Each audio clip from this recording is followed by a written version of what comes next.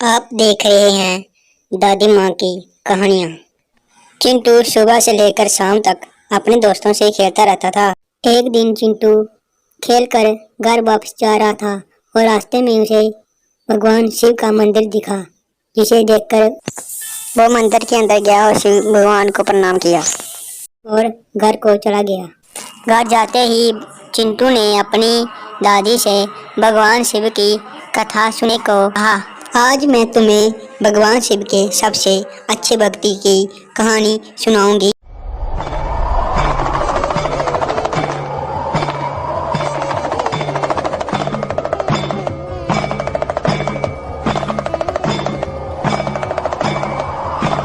एक गांव में नंदनार नामक एक व्यक्ति रहता था।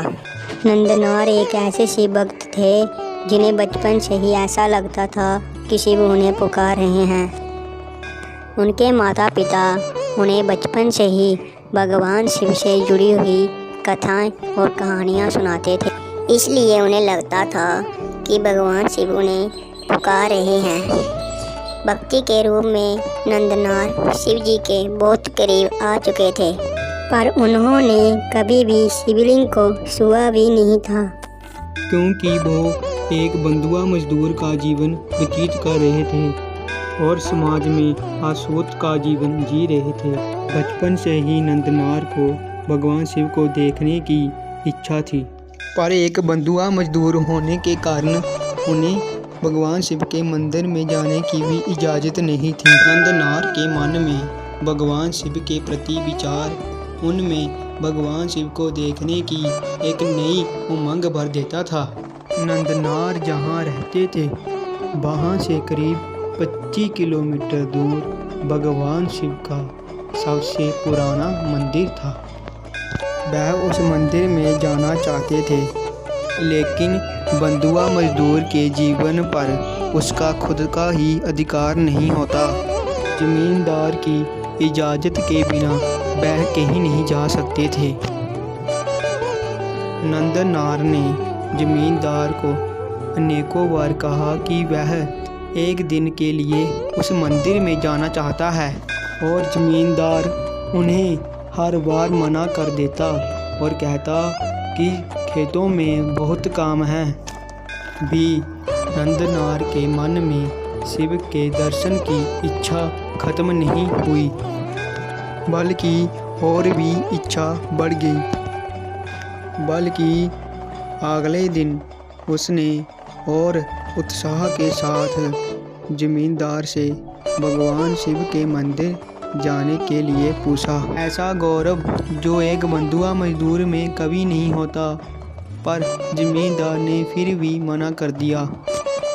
नंदनार ने कहा, मैं कल जाना चाहता हूँ। मैं आज ही सारा काम खत्म कर दूँगा। बस एक दिन की तो बात है।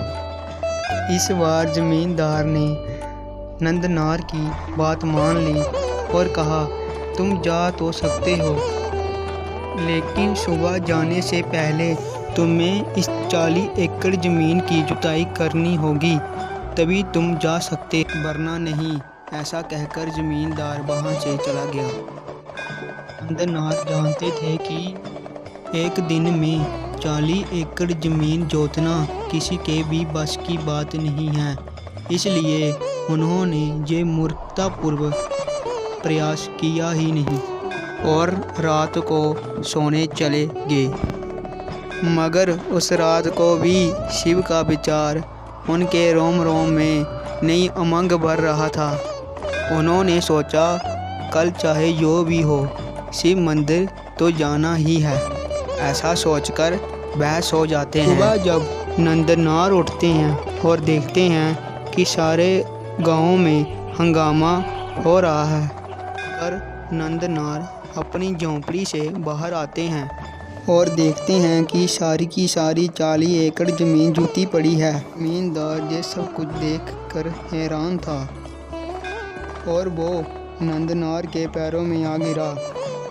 उस गरीब मजदूर के साथ जो कुछ हो रहा था वह उसे हैरान कर देने वाला था।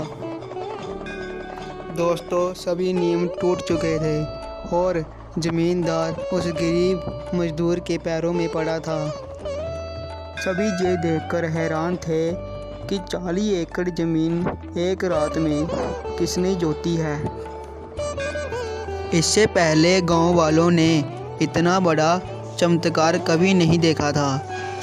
सभी गांव वाले भी उसके चरणों में थे और सभी ने उसे कुछ तो कुछ दिया। किसी ने फल, किसी ने भोजन और किसी ने सिक्के। सभी ने कहा कि यह मंदिर जा रहा है, भगवान ने स्वयं इसे चुना है। स्वयं भगवान ने इसके 40 एकड़ ज़मीन जोती है और लोगों के अपार प्यार के साथ आनंद भरे मन के साथ मंदिर की ओर बढ़ा। और बहुत पैदल चलने के बाद वह आखिर में मंदिर पहुंच ही गया, मगर मंदिर के बाहर खड़े हुए उसकी आंखों में आंसू आ गए।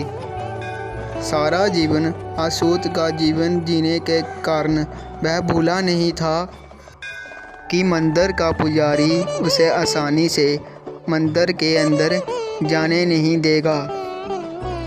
और नंदनार मंदिर के बाहर ही उदास मन से खड़ा हो गया और बाहर से ही शिवलिंग को देखने की कोशिश करने लगा। दोस्तों, फिर जो हुआ उसे सुनकर आपके रोंगटे ही खड़े हो जाएंगे। अचानक ही शिवलिंग के सामने बैठा नंदी दूसरी ओर खिसक गया और नंदनार ने शिवलिंग के दर्शन किए। इतना भारी नंदी एक और खिसक गया। यह देखकर वहाँ का पुजारी और लोग हैरान रह गए। बाहर खड़ा वो गरीब मजदूर दोनों हाथ उठाए हर हर महादेव चिल्ला रहा था। इस घटना के बाद उस गरीब मजदूर का नाम नंदनार पड़ा।